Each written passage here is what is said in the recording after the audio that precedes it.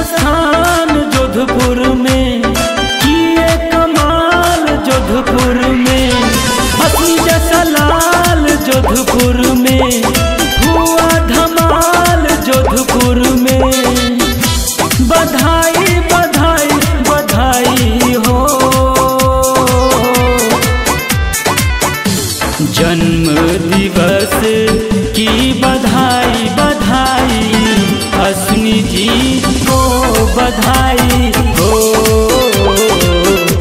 जन्म दिवस की बधाई बधाई, रेल मंत्री जी बधाई हो।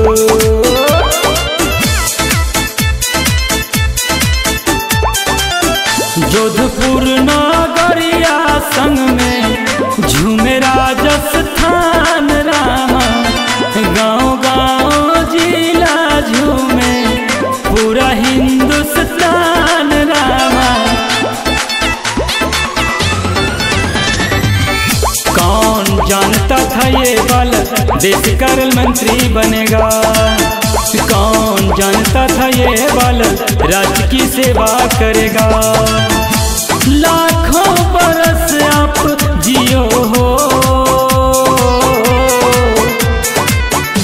जन्म दिवस की बधाई बधाई, रेल मंत्री की बधाई हो। जन्म दिवस की बधाई बधाई, अश्विनी जी